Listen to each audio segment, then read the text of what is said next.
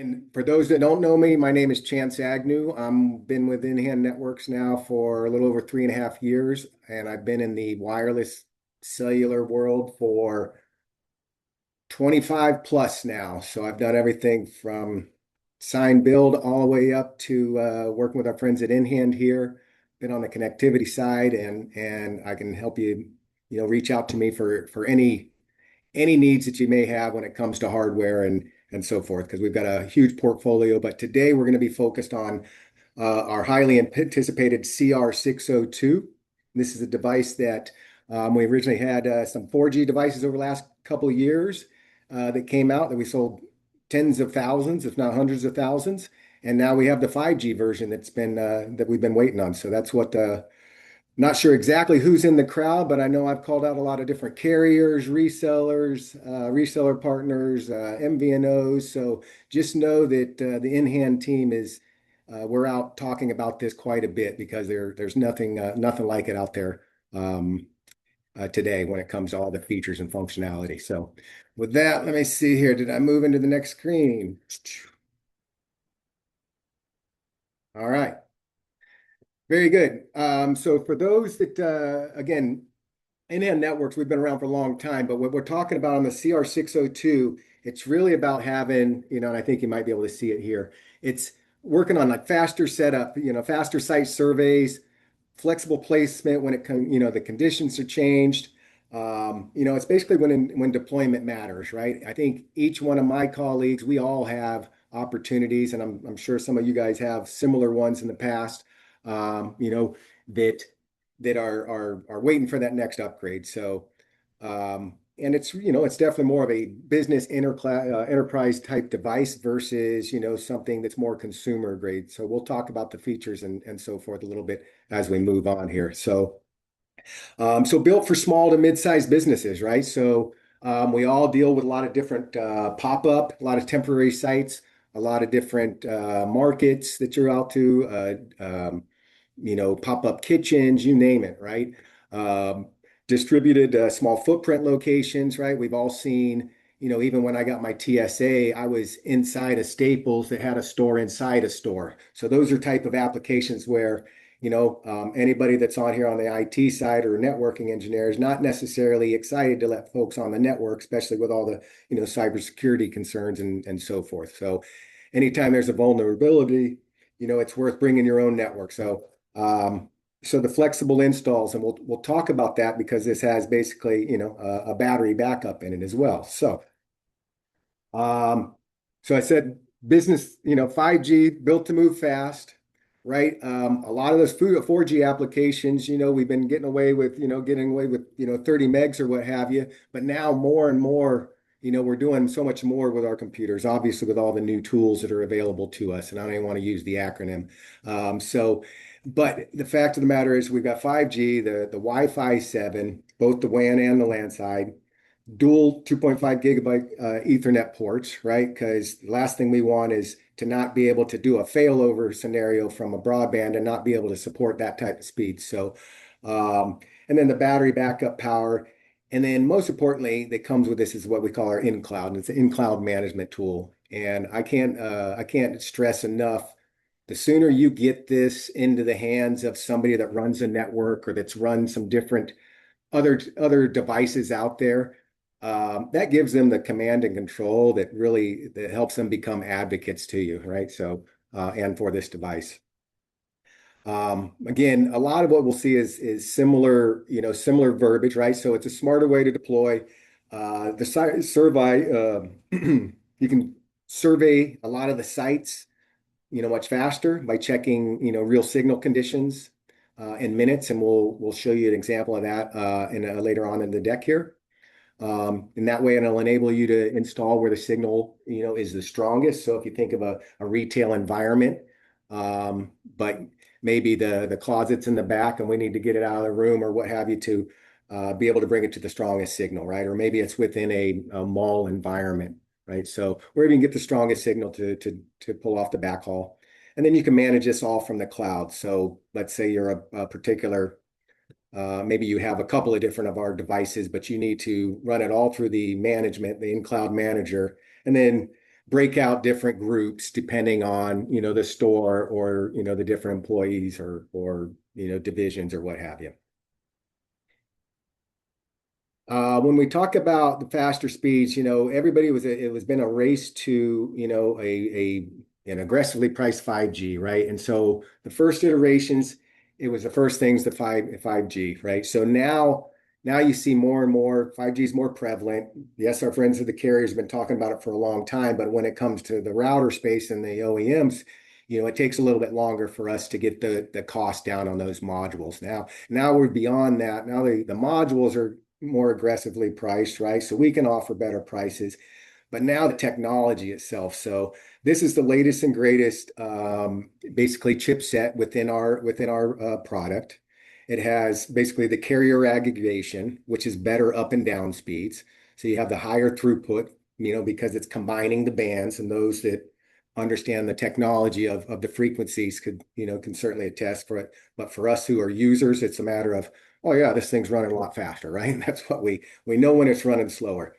Then it comes to, stable speeds and just overall better support for multiple devices, right? So if you're connecting, we'll talk about some other scenarios, different cases, but just think of, maybe there's a bunch of barcode scanners or a bunch of Wi-Fi scanners that are, need a backhaul in an environment, and this could, handle that type of environment. So, Wi-Fi 7, right? So 3,000 megabits peak rate, up to 32 devices. We could do the wired failover. It surprises me, again, being in the industry since the beginning, almost, how much we've been talking about business continuity and backup, and yet there's a ton of businesses out there that still do not do anything, and that's even on that are relying on point of sale, relying on, you know, us to, either have cash in our pocket if their network goes down. So it still surprises me that that is still kind of a low-hanging fruit out there. So being able to come out there, a lot of the times, we all get frustrated. So this is the type of device that now you can, remotely wander around and be able to, take orders or what have you in different environments. So just the speed of doing business. And then I think our original data sheet, we were only promoting about 12 hours, but the battery back power site surveys and for emergency scenarios, right? So there's a lot of times where it just comes in very handy to have. I mean, I've experienced, outages, right? I mean, we've all experienced outages, and being able to still, get work done off of my charged laptop and my charged, Wi-Fi where, or charged, CR202 back, now it's CR602, being able to have access to that. So for critical downtime. And like I said, I think originally we started talking about 12 hours, but I think the engineers have actually already proved it out for over 15 hours. So, and then if you guys want, we'll open it up for some questions towards the end here.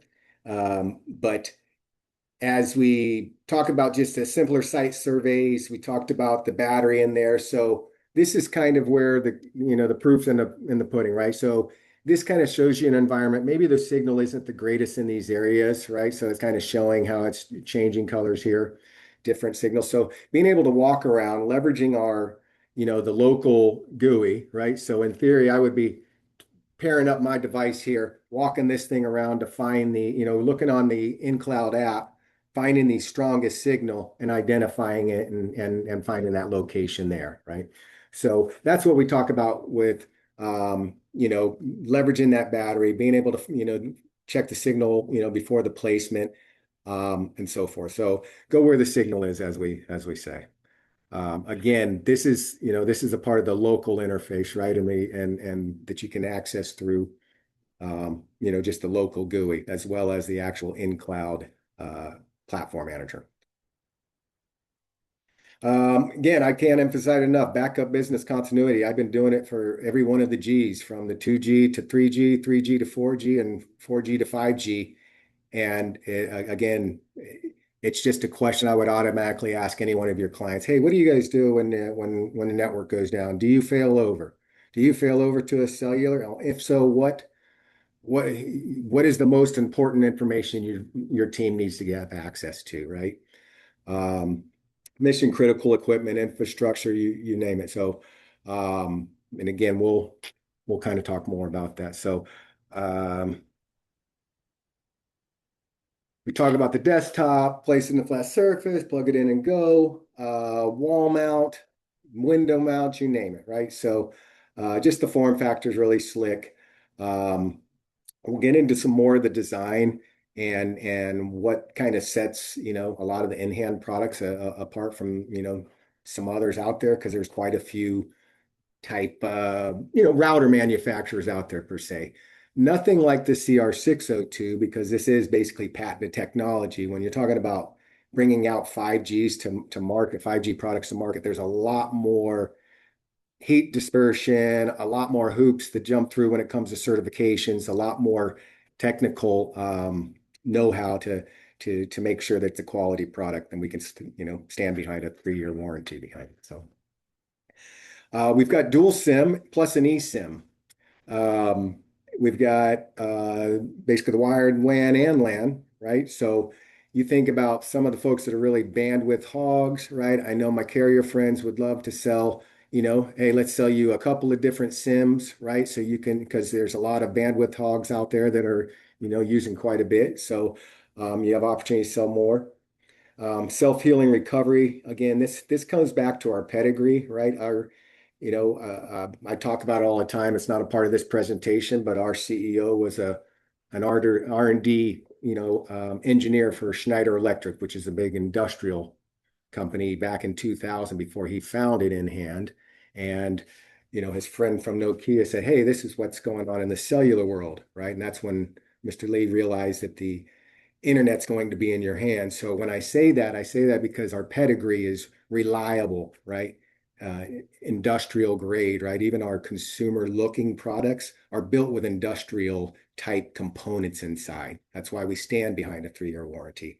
This fanless design, we've all seen it. We all hear fans kick on at different computers or routers or what have you. We don't have a fan in there. Again, that goes back to a pedigree. It goes back to understanding what it takes to build a durable, product that will last, again, well beyond those 3 years that we stand behind, right? Because fans, they collect dust. We all have, anybody that runs a fan, you can see the dust that collects on it over time, right? So that's just another vulnerable area to come out with. So I can't emphasize enough on the product quality.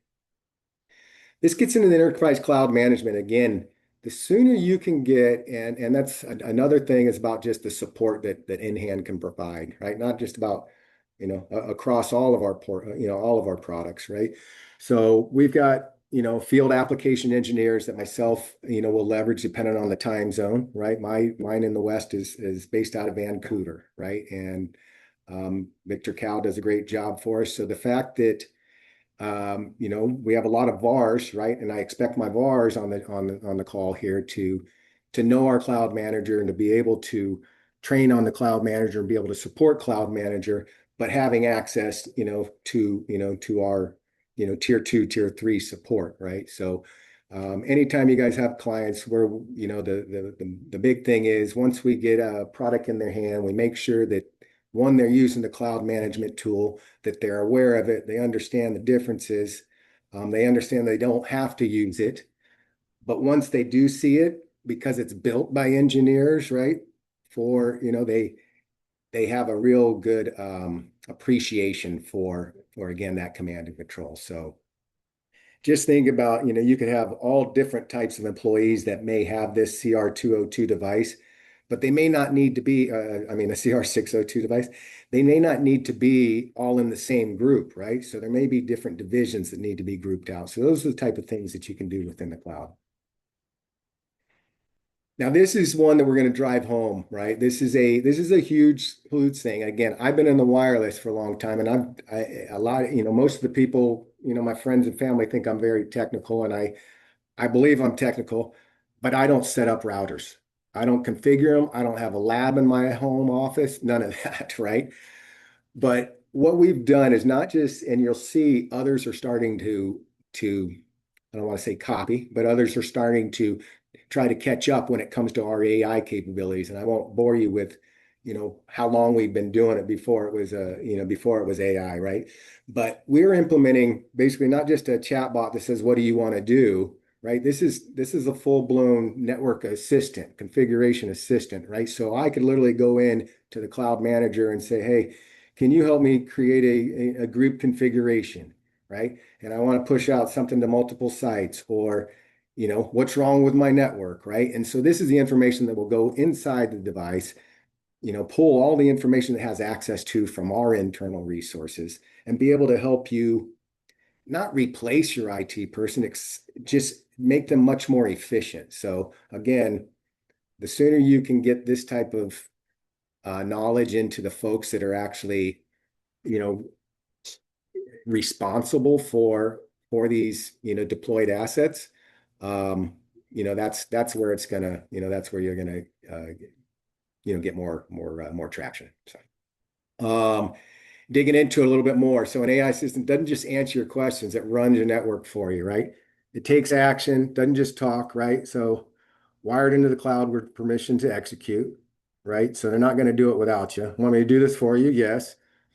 If you mess up, right? It'll go back, right? Undo all changes. What I just do, did a wrong move, right? Roll everything back, right? No IT, no problem. So, just something like this has device store one experience internet disconnection today. This is the type of feedback, that we're giving, that we're pulling from the source logs and so forth. So again, it's more than just, you know, a chat bot that's finding something on our website for you, right? So, um, we'll get into, let's see, how am I doing on time? Again, I know I'm not going to take up the entire time, so yeah, we should be okay here. So where does it fit? I think, most everybody on the call probably has a good idea where it fit. I don't think there's an area where it doesn't fit unless it's, more of an industrial environmental issue, but otherwise, it's a pretty solid fit for a lot of different applications, but certainly not everyone, right? So you always want to know, what is the application? Where is it going? Right? Just because this is a good looking product and you're excited about it, I don't necessarily want you going and trying to install it on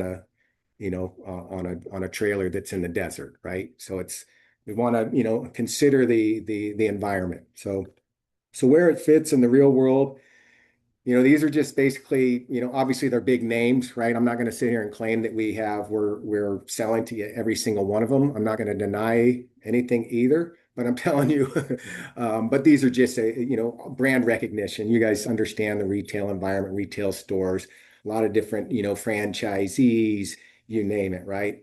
Even the big markets are looking at, just prioritizing, a lot of folks really want to change out, my carrier friends are saying, hey, fixed wireless access, 5G, it's going to take over, right? But there's still that broadband connection that people aren't going to lose. But that doesn't mean that the likes of these folks aren't going to stand up a primary network on cellular based off of a 5G, protocol like a CR602.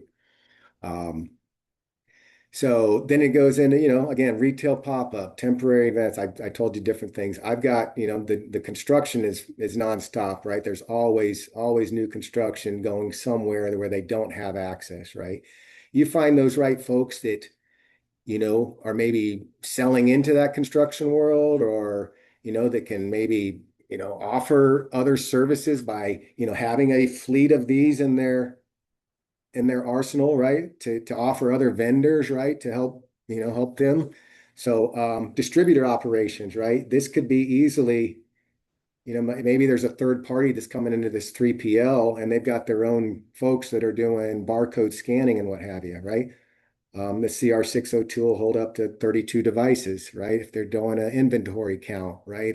With some wireless scanners, right? So these are all type of applications, emergency deployments, right? So um, retail pop-up, guest services, the flexible when wiring is delayed. Again, can't emphasize enough. We always will bring these out regardless of, on the different trade shows, right? They try to block out as much as you can, but a lot of the times this is what a lot of us use versus, um, you know, the union's paying, charging you, a couple $1,000s for them to drop an internet line in there. Centralized monitoring, can't emphasize that enough. Again, you guys probably seen, through the years, I told my marketing team, I said, there's a lot, we're saying a lot of the same, but I've also been saying a lot of the same over the same, 2G, 3G, 4G, 5G, right? So the fact of the matter is, all these applications still exist. All of them still have opportunities, and all of these folks are looking to upgrade to what's next, right?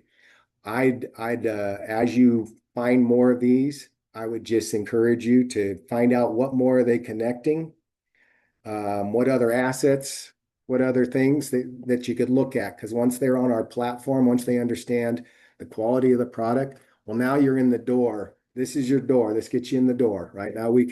Now next thing you know, you're talking to somebody down the way that's building a autonomous robot deliverer, whatever it might be, and you reach out and you ask me, hey, what do we have for that, right? So just being open to what's out there.